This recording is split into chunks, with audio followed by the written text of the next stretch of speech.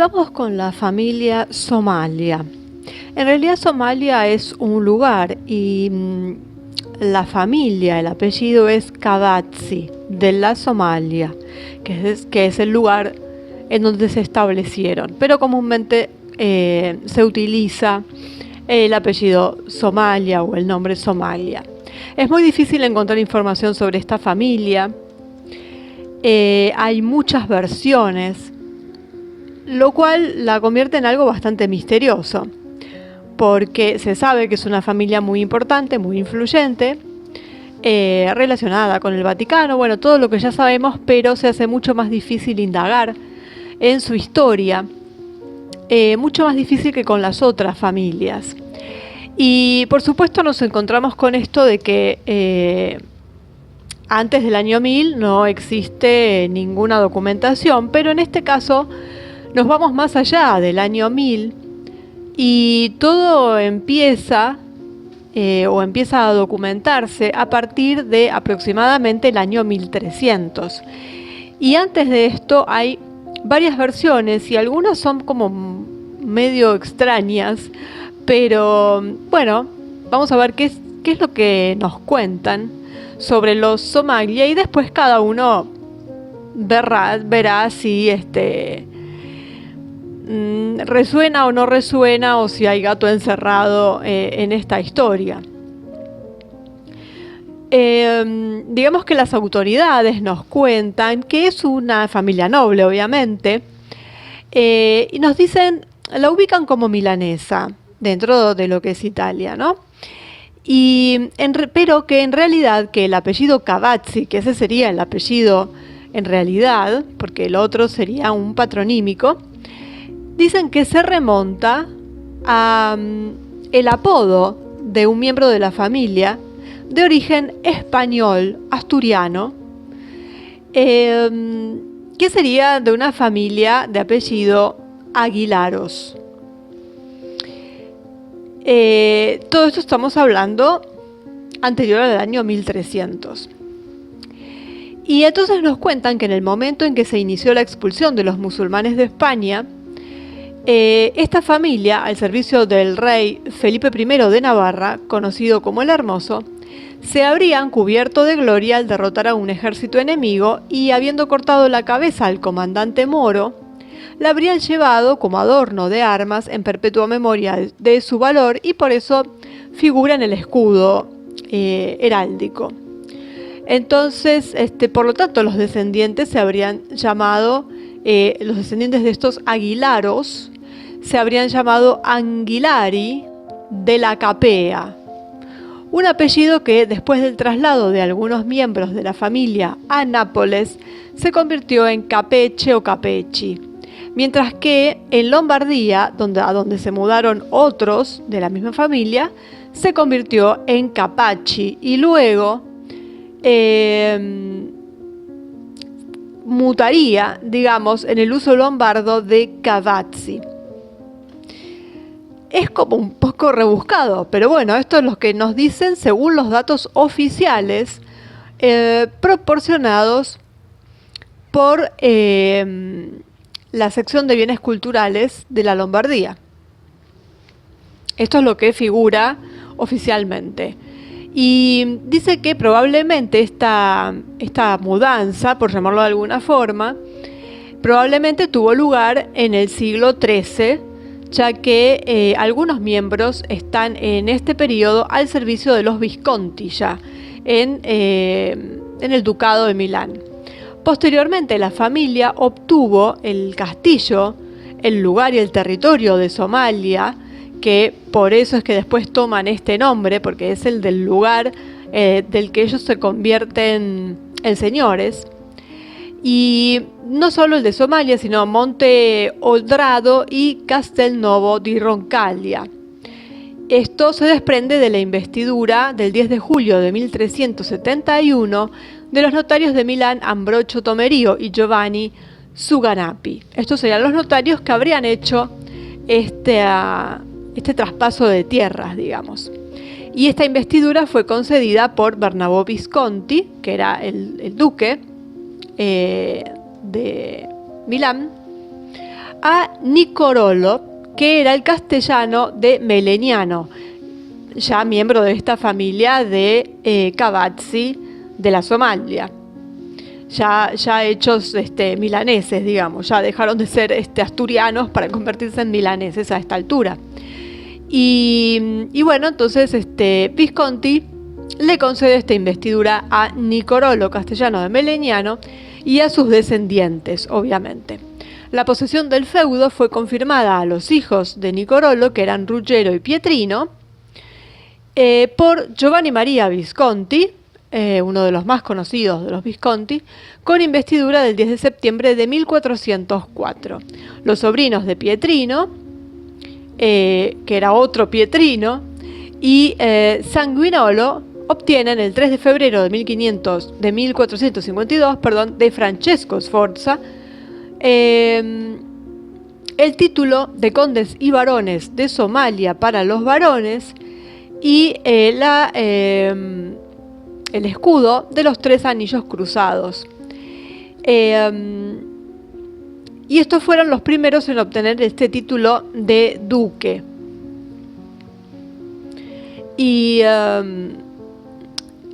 De condes. Y por eso Francesco Sforza, que era el duque, quería tenerlos como aliados. Esto es lo que figura en el sitio de Cultura Lombarda, sitio oficial. Esto es lo que nos dicen sobre el origen, digamos, de esta familia. Un origen relativo, porque esto viene de mucho más atrás, por supuesto, como todas las familias. Pero bueno, nos empiezan a contar a partir de este momento. Y este lugar, Somalia, que es el lugar, nos dicen en el sitio oficial, nos cuentan que todo lo que hay en Somalia prácticamente fue creado por esta familia. El castillo, la iglesia, las obras de arte, todo lo que tienen ahí fue creado por la familia dueña o feudataria del lugar. Y bueno, nos hablan de muchas personalidades ilustres, como el cardenal Giulio Cavazzi, del que vamos a hablar en particular, que fue secretario de Estado de Pío VI y antagonista de Napoleón, y perdió el trono papal debido al veto de Napoleón. Tenía que suceder a Pío VI, pero no pudo ser. Ya vemos como todo está orquestado, por supuesto, porque es una bloodline papal. Bueno, después hubo senadores, por supuesto, el primer presidente de la Cruz Roja Italiana también, una de las damas de honor de la última reina de Italia, María José, y también esta dama de honor fue la responsable de la salvación de los Rampolli de la Casa de Saboya. Negoció con el Vaticano, en la persona del entonces subsecretario de Estado, luego Monseñor Giovanni Battista Montini, para la expatriación de los príncipes y la reina a Suiza, y ella misma acompañó a María por los Alpes junto con los niños, porque recordemos que cuando termina la Segunda Guerra Mundial y se hace el referéndum para ver si se opta por una república o por una monarquía, se elige la república y queda abolida la monarquía, pero además la familia real es expulsada de Italia y sin poder retornar al país hasta hace muy poquitos años que se levantó esta prohibición y ellos se refugiaron en Suiza. Y fue justamente entonces esta dama de honor, que era condesa, una condesa de la Somalia, que era dama de honor de la reina, quien es la que tramita, digamos, que la familia pueda refugiarse en Suiza. Y vemos ahí la importancia de esta familia que en manos de la condesa salva a los Saboya en su caída.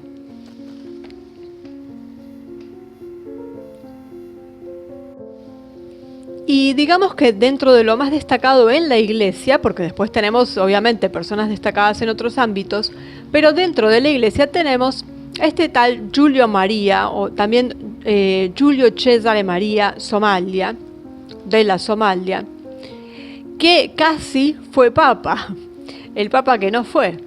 Y estamos hablando de que, bueno, él nació en el año 1744, ya estamos hablando de algo bastante más cercano en el tiempo. Por supuesto, sus padres era, por parte de padre, Cavazzi, que era el apellido original, era conde y barón de Somalia, y la madre también era condesa, Mariana Fenaroli de Brescia.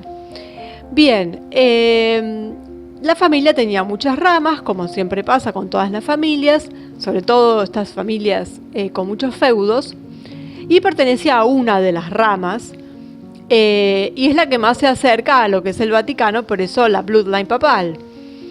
Y entonces él pertenecía a la rama de Piacenza, de la familia Cavazzi, y a menudo sus miembros firmaban con el apellido aquel original que dice en los papeles de Capeche Anguillara, que estaría relacionado con este apellido asturiano. Y dicen que lo hacían justamente para rememorar aquella ascendencia española mezclada con los napolitanos, y bueno, parece que lo hacían para eso, ¿no? Porque ese era el origen de la familia, uno de los orígenes, pues estamos hablando de un origen de una rama, podríamos decir, o también del origen dentro de lo que es el territorio italiano. Bueno, Giulio Maria estuvo destinado a la carrera eclesiástica y entonces, por supuesto, estudió en Roma, obtuvo un doctorado, y bueno, fue entrando en lo que era el mundo eclesiástico. Fue ordenado sacerdote en 1787 y en 1788, es decir, un año después, fue nombrado patriarca in partibus de Antioquía de Siria, siendo consagrado por el propio cardenal que lo había hecho, que lo había ordenado sacerdote, que era el cardenal Giacinto Sigismondo Gerdil. Este mismo cardenal lo nombra patriarca in partibus de Antioquía de Siria. Y esto lo hace en la iglesia romana de San Carlo ai Catinari. Bien. De la Somalia fue acusado de haber tenido hábitos bastante relajados en su juventud y de haber cultivado cierta simpatía por las ideas jansenistas y las reformas de Scipione de Ricci, y también una amistad con el canónigo Fabio de Vecchi. Es decir, que los jansenistas, bueno, lo que tenía que ver con algo más tirando a la izquierda, digamos, porque en ese momento todavía no se estilaba.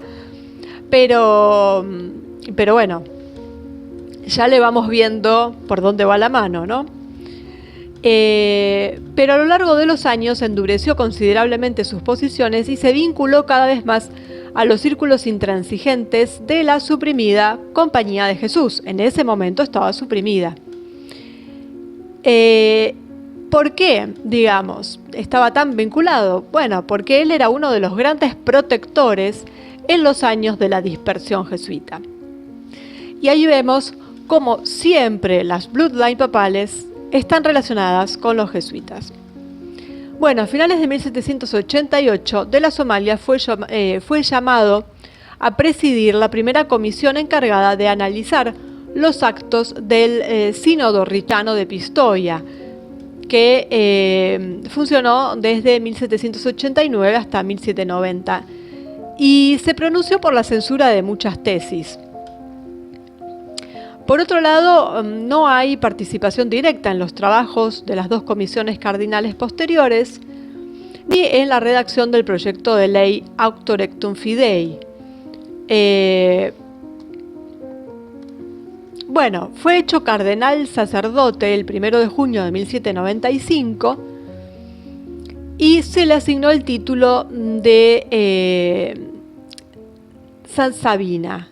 Y el mismo día, Pío VI lo adscribió a las congregaciones del Santo Oficio, es decir, de la Inquisición, de obispos irregulares, de ritos, de inmunidad eclesiástica y del examen de obispos en teología, y lo nombró vicario de Roma, con los cargos adjuntos de prefecto del Colegio Romano y la congregación de la Residencia de los Obispos.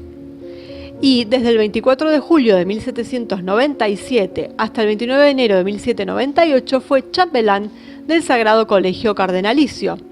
Es decir, no llegó a papa, pero tenía todos los títulos. Frente a los levantamientos revolucionarios,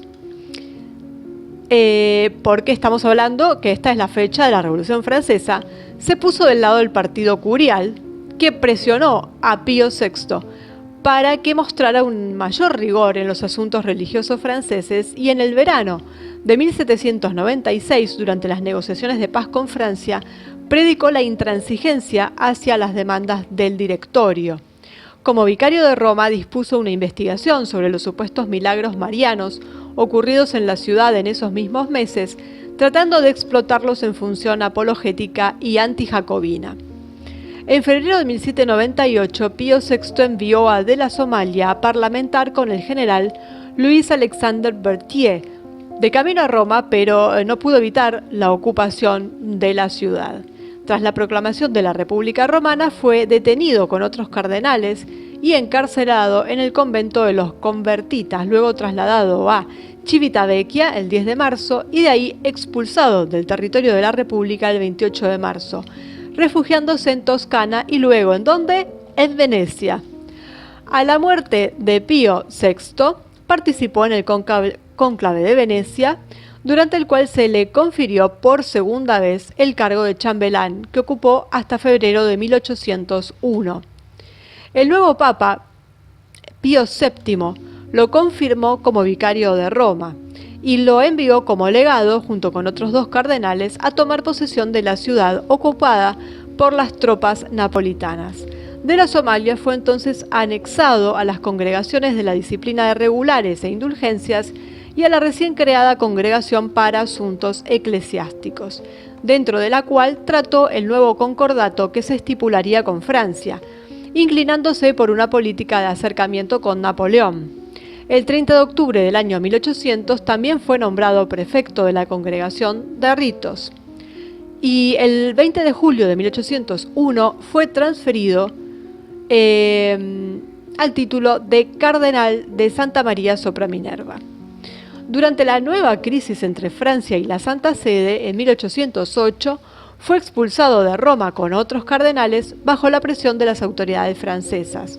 Obligado a residir en París, fue uno de los 13 cardenales negros que el 2 de abril de 1810 se negaron a asistir a la boda religiosa entre Napoleón y María Luisa de Habsburgo, por lo que fue relegado a Messières el 10 de junio con la prohibición para llevar la púrpura y otros signos de la dignidad de cardenal. En febrero de 1813, a petición explícita del Papa, De la Somalia se unió a Pío VII en Fontainebleau, pero fue nuevamente exiliado a Draguignan en enero de 1814 y liberado por orden del gobierno provisional el 2 de abril y regresó rápidamente a Roma. Desde los primeros meses de la restauración, De la Somalia vio confirmadas y ampliadas sus atribuciones curiales. Así fue nombrado secretario del Santo Oficio en 1814 y adscripto a la congregación, diputado para el examen de los desórdenes ocurridos en la época del gobierno pasado, así se llamaba el título, eso fue en 1814, a las reformas del clero y estudios, así como a la restaurada congregación económica, todo esto en 1815, dentro de la cual participó en los trabajos de redacción de nuevos códigos civiles y penales. En 1815, cuando Pío VII abandonó Roma debido a la invasión de Murat, Somalia fue llamado a presidir el Consejo Supremo de Estado, que administró los estados pontificios del 23 de marzo al 9 de junio de 1815. Luego fue inscrito en la Congregación de Asuntos Eclesiásticos, horas extraordinarias y en los años siguientes a numerosas congregaciones particulares, dentro de las cuales se ocupó de disputas relacionadas con la estipulación o aplicación de concordatos con Toscana, con Francia, con Baviera, con el Reino de Nápoles, con los asuntos eclesiásticos de España, de Alemania, de Bélgica y de diversas cuestiones político-religiosas relativas a Piamonte, Suiza, Holanda y América Latina. También se hizo miembro de las congregaciones de propaganda FIDE en 1818, del Index y de la Visitación Apostólica y de la corrección de los libros de la Iglesia Oriental y del Censo. Todo esto ya hacia 1823, dentro de lo cual se ocupó de disputas relacionadas con la estipulación o aplicación de concordatos entre diferentes territorios. Vemos que el poder que tenía era realmente enorme, estaba en todas las partes de la iglesia, todos los diferentes ramificaciones de la iglesia. Y fue durante el pontificado de Pío VII que de la Somalia acumuló importantes títulos honoríficos y ceremoniales. De hecho, fue nombrado arcipreste de la Basílica de San Giovanni in Laterano, cardenal obispo de Frascati. Ya vemos que Frascati era también de una bloodline. Ascendió a vicecanciller y administrador de la iglesia en 1818. Obtuvo el mando cardenalicio de San Lorenzo en Dámaso. Renunció al título de vicario de Roma. En 21 de diciembre de 1818 pasó a ser vicedecano del Sagrado Colegio, con el título relativo de cardenal obispo del Porto, Santa Rufina y Civitavecchia, y en 1820 decano, recibiendo simultáneamente los títulos de prefecto de la congregación ceremonial y de cardenal obispo de Ostia y Velletri. Realmente, acumuló todo lo que pudo acumular, si bien no pudo ser papa. Fue defensor de los viejos equilibrios curiales y acérrimo defensor de los derechos eclesiásticos, y mantuvo sus proyectos de reforma con una doble actitud. Por un lado, en consonancia con las posiciones del partido que estaba en mayor parte gobernando los estados pontificios en ese momento, pero rechazaba con firmeza cualquier innovación que tocara el nivel de principios. Atacó, por ejemplo, el proyecto de Código Civil propuesto en 1819, desafiando la secularización de la legislación, la injerencia de las autoridades civiles en asuntos mixtos, la abolición de las inmunidades eclesiásticas y la discriminación confesional, los cambios en la ley de sucesiones. Todo eso él se oponía, por supuesto, porque quería que todo quedara igual. Pero por otro lado aceptó pragmáticamente muchos de los cambios políticos y socioeconómicos introducidos por la Revolución Francesa, como por ejemplo la abolición de la jurisdicción feudal.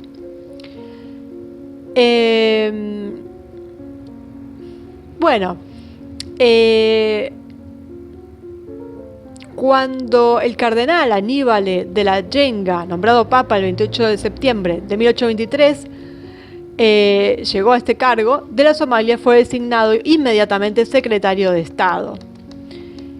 Y manejaba los asuntos de Estado con lentitud, ya porque era un hombre grande y demasiado formalismo.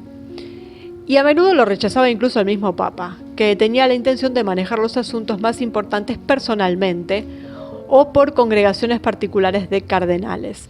Entonces, el empirismo que él tenía lo llevó a una práctica de gobierno fragmentada y mediocre, demasiado tímida para emprender iniciativas de gran alcance y cada vez más limitada a la gestión de la administración ordinaria.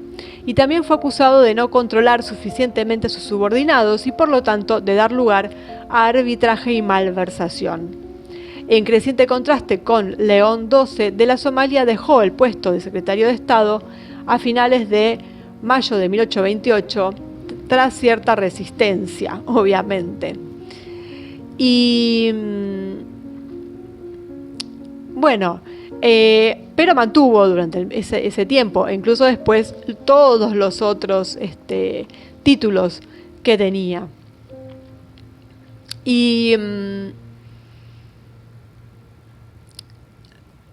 siguió acumulando, porque incluso después lo nombraron bibliotecario de la Santa Iglesia Romana, por eso también estaba a cargo del índice o del índex de los libros prohibidos. Y bueno, ya estaba en una edad avanzada, participaba igual de los cónclaves y fue convocado por Pío VIII para formar parte de la Congregación Cardinal Estatal para discutir diversas reformas administrativas. Y bueno, pero ya en 1830 fallece, a causa de una fiebre intensa debido a una inflamación pulmonar, y ahí queda trunca, digamos, no le alcanzó la vida para llegar a papa, habiendo sido vetado en su momento por Napoleón, porque estuvo a nada de ser, ya estaba ahí, ya se estaba poniendo su vestido blanco de papa, pero no pudo ser. Sin embargo, ocupó cantidad de puestos, tuvo títulos honoríficos y ceremoniales, pero ya en exceso. Manejó la política de los estados pontificios. Bueno, digamos que prácticamente podría decirse que realmente casi fue un papa, en todo sentido. Así que ahí tenemos a los Somalia, bastante misteriosos, porque no tenemos tanta información de su familia, sino estas pequeñas cosas de, bueno, este cardenal que fue lo más importante que hubo dentro de la iglesia, luego de la condesa que salvó a los Saboya. Este origen que dicen asturiano, que tendríamos que ver cómo es que llegan desde Roma, porque no nos olvidemos que estas bloodlines descienden de la gens Julio Claudia, de aquellos descendientes de Cleopatra y Marco Antonio, es decir, que salen de Roma. De alguna manera llegaron hasta Asturias y después volvieron a lo que es la península itálica. Por supuesto que no hay pruebas de esto, como siempre decimos, no están los papeles, no hay documentación, pero eso es lo que siempre refieren las propias familias al respecto. Así que, bueno, podríamos pensar que quizás ellos no desciendan de los faraones ptolomeicos. Pero bueno, estas son todas especulaciones. Lo cierto y documentado es que vendrían, porque incluso en los documentos lo ponen así, como que vendrían de Asturias, pero la realidad es que con la documentación podemos hablar a partir del año 1300, con este Nicoloro, que ya estaba en lo que era Milán, y obtiene el territorio de Somalia de manos de los Visconti, y luego sus descendientes ya también ratificados por los Sforza, que fueron quienes siguieron a los Visconti, y de quienes obtienen los títulos. Y de ahí vamos viendo cómo se van subiendo dentro de la escala social y llegan al Vaticano con este cardenal que casi fue papa. Así que, bueno, dejamos acá las bloodline papales con la más misteriosa de todas las familias. Hay más familias para el que quiere investigar, pero estas son las más importantes, son también las que figuran en el mapa.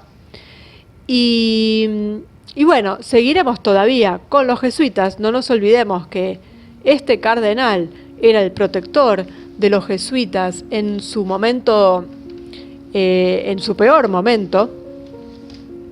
Y ya para seguir con los tres papas, los tres colores de papa.